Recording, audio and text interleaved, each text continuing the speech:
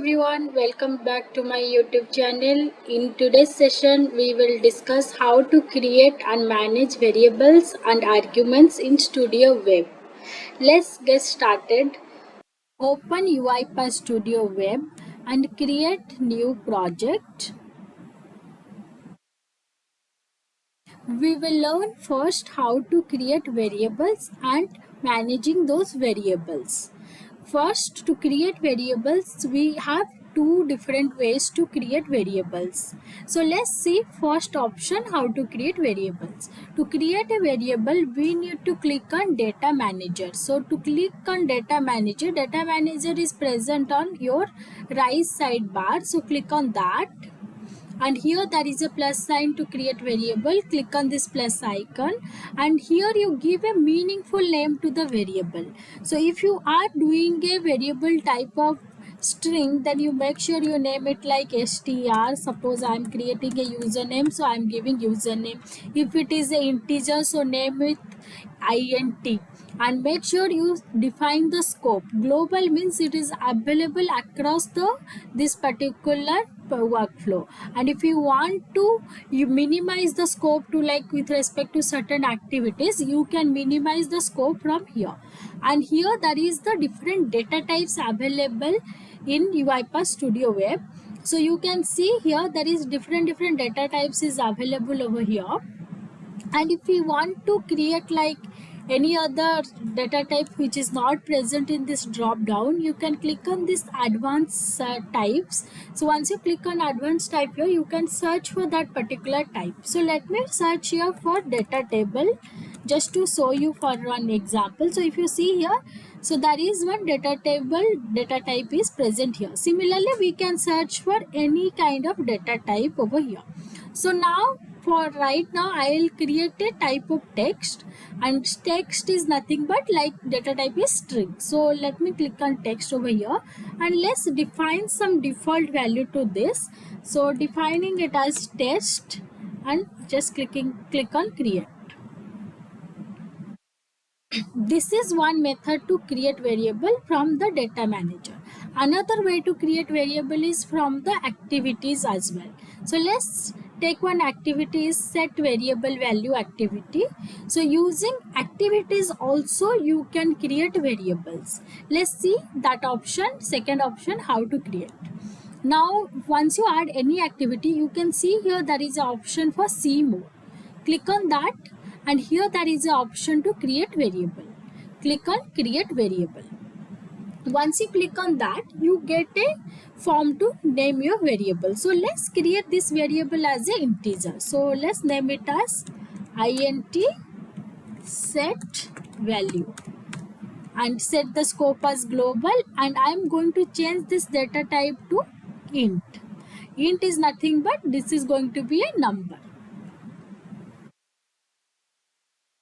Creating a variable type as number, then we can assign the default value over here. But now I will not assign default value over here, so I will assign the value in my set variable panel. So let me assign it here as 12. So now we have created two variables, one is of type string, another one is type int. Similarly, this is the two ways you can create many more variables. And if I print this int set value variable in a log message, it will print it as 12. Okay, I hope you understood how to create variables.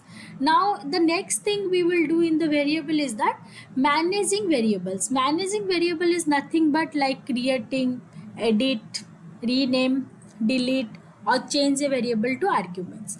Now we have completed about create variable. So now let's do edit a variable. To edit a variable, you can click on here, they expand the variable in data manager, and here you can edit. Like you can change the scope of the variable, or you can change the data type of the variable, or even you can change the default test value. So let me show this edit with a example. Let's use a log message example to view this. Log message. Before editing the variable, let me print this str user name. variable over here. Let me select my variable.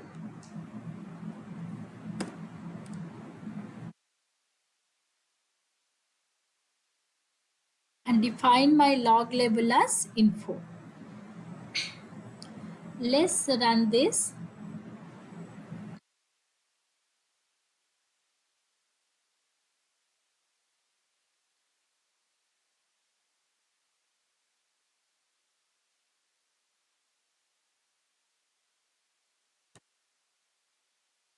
Now you can see the value is printed it as test.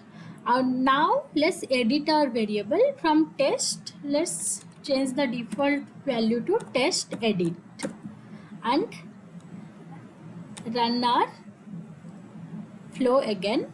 So now you will be able to see that it will print test edit. So that is like this is the way we can edit variables. And even if you want to change the value of the variable, you can even use set variable value activity to edit that variable as well. But the main thing over here is that you can update the scope type. That is the main agenda behind edit variable. Now next thing in our flow we will go about rename variable. Let's rename this str username to something else.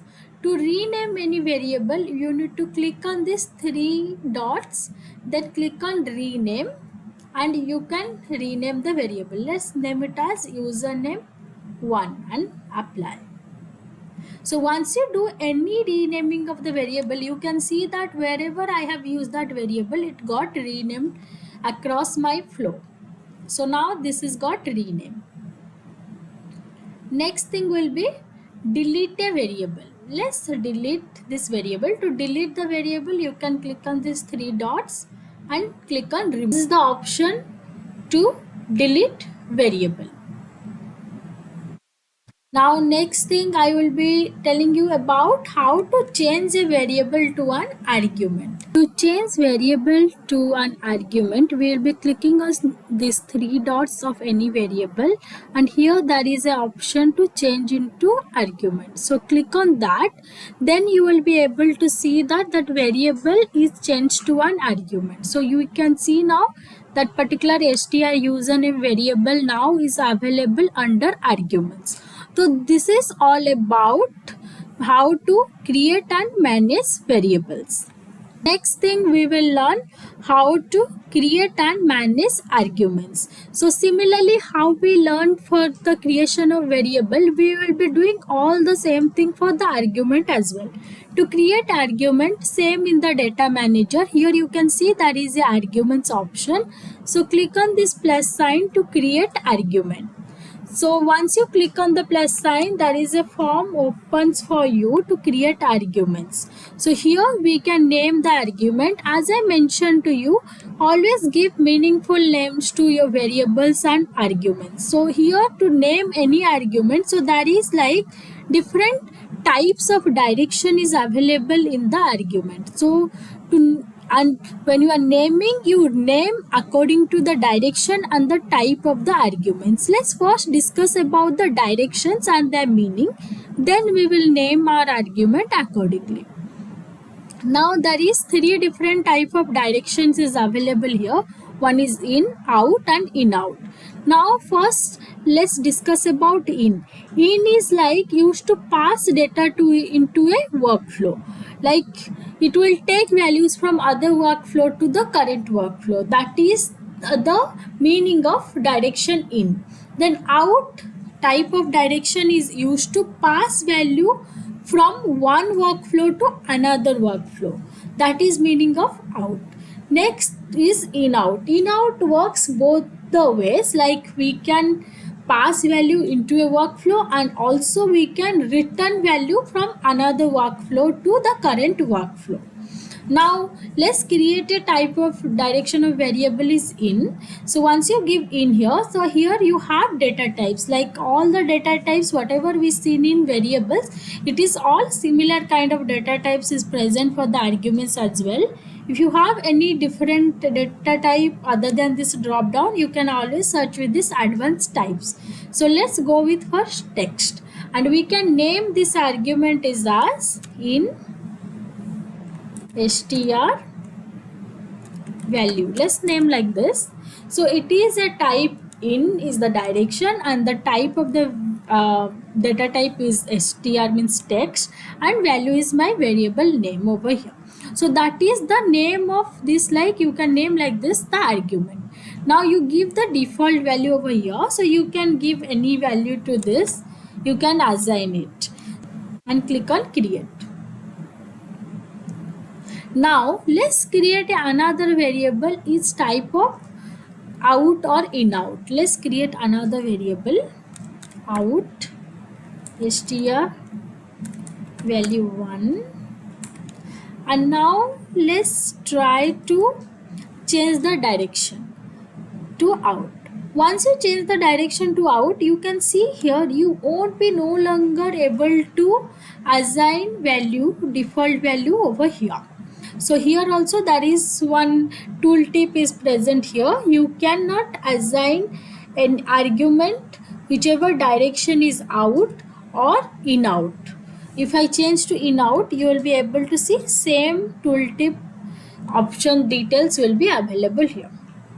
So we have learned that if it is a type of in is the direction, then we can assign default value to it.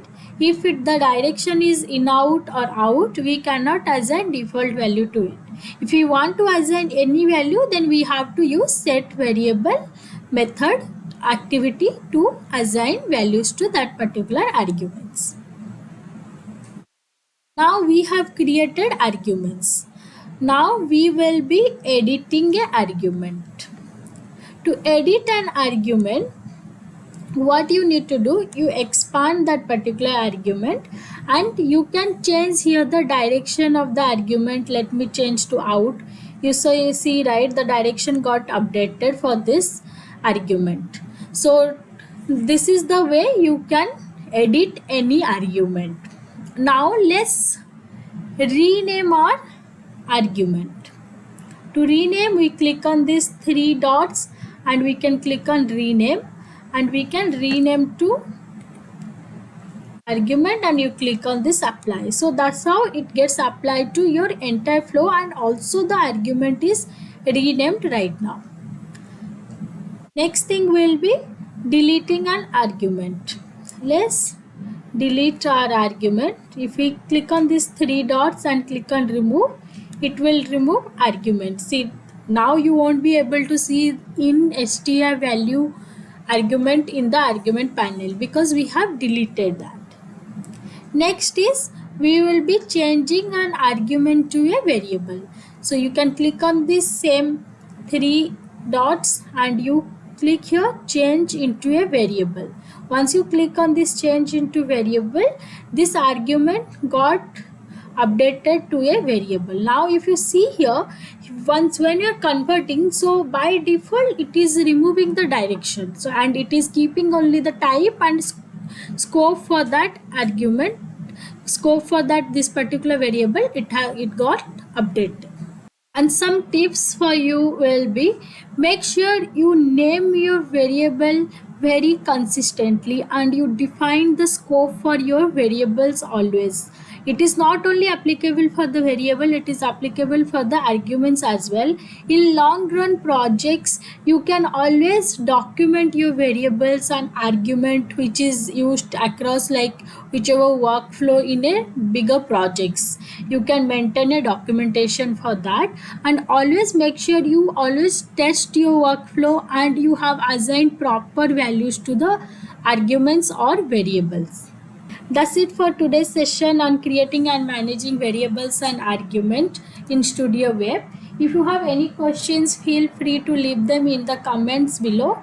Do not forget to like, share and subscribe to stay updated with more tutorials. Thanks for watching.